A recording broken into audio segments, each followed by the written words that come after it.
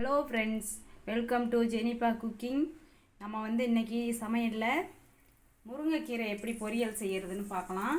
நான் முருங்கைக்கீரையை ஃபஸ்ட்டே வேக வச்சு எடுத்து வச்சுட்டேன். வீடியோ ஸ்கிப் பண்ணாமல் பாருங்கள். இதில் டிப்ஸு சொல்லுவேன், நிறையா டிப்ஸு வரும். வீடியோ ஸ்கிப் பண்ணிங்கன்னா அந்த டிப்ஸு ஃபுல்லாக அதில் போயிடும். அதனால் என்ன சொல்கிறேன்னு உங்களுக்கு தெரியாது. இப்போ ஃபஸ்ட்டு நான் கீரை வேக வச்சு எடுத்து வச்சுட்டேன்.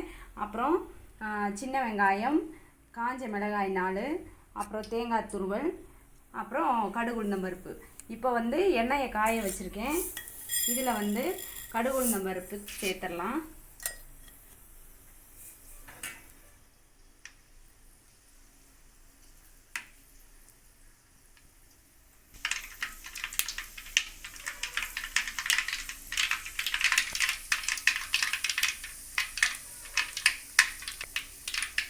இப்போ கடுகு உடஞ்சதும் வெங்காயத்தை அது கூட சேர்த்துக்கலாம். நான் சின்ன வெங்காயம் கட் பண்ணி எடுத்து வச்சுருக்கேன். சின்ன வெங்காயம் கீரைக்கு இன்னும் டேஸ்ட்டு கொடுக்கும். முருங்கைக்கீரை டேஸ்ட்டு கம்மியாக இருக்கும்னு சொல்லுவாங்க. அதனால் எப்போவுமே முருங்கைக்கீரைக்கு சின்ன வெங்காயமே சேர்த்துக்கோங்க. கொஞ்சம் ஜாஸ்தியாகவே, வழக்கமாக நம்ம சேர்க்குறத விட ஒரு கை போல் கொஞ்சம் அதிகமாகவே சேர்த்துக்கோங்க. அப்போ தான் டேஸ்ட்டாக இருக்கும். இப்போ இதை நல்லா கிளறி விட்டுடலாம். ஒன்று போல் வெங்காயம் இந்த கண்ணாடி பதத்துக்கு வர்ற வரைக்கும் அப்படியே கிளறிக்கோங்க. முருங்கைக்கீரை வேக வைக்கும்போது 2 பூண்டு பல் ஒரு 2 அல்லது 3, ஒரு அளவு பெரிய சைஸாக இருந்தால் ஒரு 2 பல் போதும். சின்ன சைஸாக இருந்தால் ஒரு 3 பூண்டு 3 பல் போல் அதில் தட்டி போட்டு வேக வச்சுக்கோங்க. ஏன்னா முருங்கைக்கீரை கண்டிப்பாக வாய்வு பிடிக்கும். சத்தான பொருள் தான், ஆனால் அதில் வாய்வு இருக்குது, வாய்வு பிடிக்கும். அதனால் பூண்டு போட்டு வேக வச்சுக்கோங்க.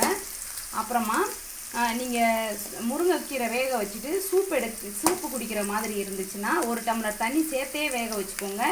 அந்த தண்ணியை இருத்ததுக்கப்புறமா அதில் ஒரு பாதி அளவுக்கு தக்காளி சாறு அதில் பிழிஞ்சி விட்டுட்டு சின்ன சீரகம் சேர்த்து லைட்டாக ஆற்றி குடிச்சிங்கன்னா, வேக வைக்கும் போதே உப்பு போட்டுக்கோங்க. அப்போனா இன்னும் டேஸ்ட்டு நல்லாயிருக்கும் குடிக்கிறதுக்கு. அந்த புளிப்பு சேரும்போது, தக்காளியுடைய டேஸ்ட்டு சேரும்போது ஜூஸ் குடிக்கிறதுக்கு நல்லாயிருக்கும். ரொம்ப சின்ன குழந்தைங்களுக்கு கொடுக்க வேண்டாம்.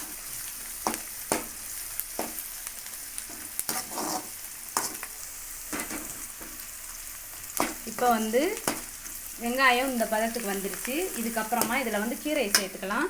கீரையை நான் வேக வச்சு இந்த மாதிரி வடிதட்டில் வச்சு நல்லா வடிகட்டி இதிலேருந்து சாரெல்லாம் பிழிஞ்சிட்டு அப்புறமா எடுத்து வச்சுருக்கேன். முருங்கைக்கீரை ஒன்றோட ஒன்று சேர்ந்து அப்படியே உருண்டையாக கட்டியாக இருக்கிற மாதிரி இருக்கும். இந்த மாதிரி இதை நம்ம கீரை ஆறிடுச்சுன்னா லைட்டாக அப்படி உதுத்தே விட்டுக்கலாம். கை வச்சு லைட்டாக அப்படி எடுத்து விட்டுட்டு அதுக்கப்புறமா வெங்காயத்தோடு சேர்த்துக்கோங்க.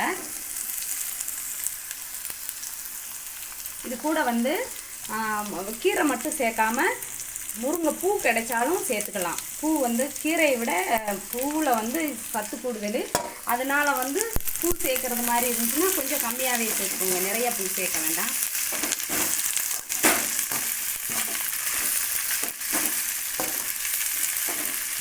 இதை இப்போ நல்லா கிளறி விட்டுடலாம்.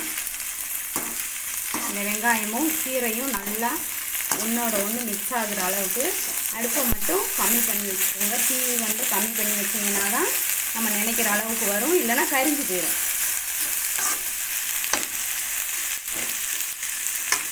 இப்போ இதை நல்லா அப்படியேவும் கிளறிக்கிட்டே இருக்கலாம்.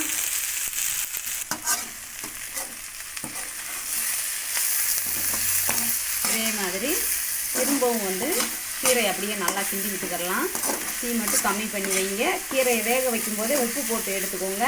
இப்போ நம்ம இப்படி கிண்டி விடுற டைமில் இதை கிளறும் போதே உப்பு எந்த அளவு இருக்குன்னு உப்பு டேஸ்ட்டு பார்த்துக்கோங்க. சப்போஸ் இதில் உப்பு கம்மியாக இருந்ததுன்னா தூள் உப்பு சேர்த்துக்கோங்க. வேக வைக்கும்போது கல் உப்பு சேர்த்து வேக வச்சுக்கோங்க.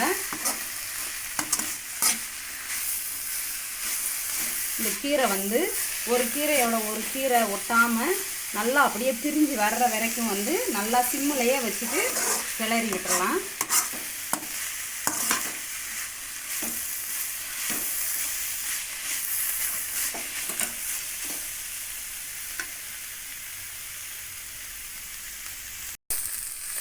இப்போ கீரை இந்த பதத்துக்கு வந்தாச்சு. இந்த கீரையை எப்போவுமே அப்படியே முழுசாக இலையை மட்டும் முருங்கைக்கீரை வந்து கை பார்க்குறது கொஞ்சம் கஷ்டமான வேலை.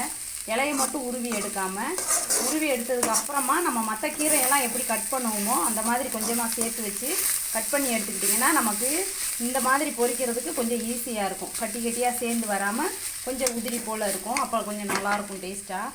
இப்போ இந்த பதத்துக்கு வந்ததுக்கப்புறமா இதில் வந்து நம்ம தேங்காய் துருவல் சேர்த்துடலாம். இந்த தேங்காய் கூட வந்து சின்ன சீரகம் சேர்த்து நான் மிக்சியில் அடித்து வச்சுருக்கேன். இந்த தேங்காய் பார்த்திங்கன்னா இந்த மாதிரி குறப்பாக அரைச்சி எடுத்துக்கோங்க, தண்ணி ஊற்றக்கூடாது. இது கூட வந்து அப்படியே மஞ்சள் தூள் சேர்த்துடலாம்.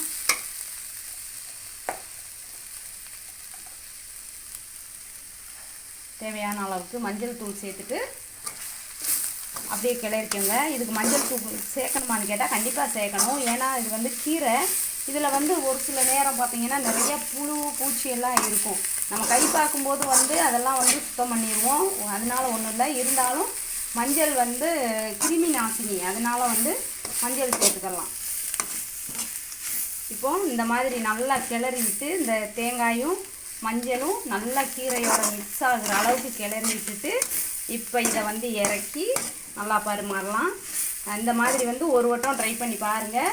இது வரைக்கும் நம்ம சேனலை சப்ஸ்கிரைப் பண்ணாதவங்க மறக்காமல் நம்ம சேனலை வந்து சப்ஸ்கிரைப் பண்ணிட்டு பாருங்கள். வீடியோ வந்து ஸ்கிப் பண்ணாமல் பாருங்கள். எல்லா வீடியோவிலையும் ஒவ்வொரு டிப்ஸு சொல்லுவேன். இந்த மாதிரி வந்து ட்ரை பண்ணி பாருங்கள். அடுத்த வீடியோவில் சந்திக்கலாம். பாய்.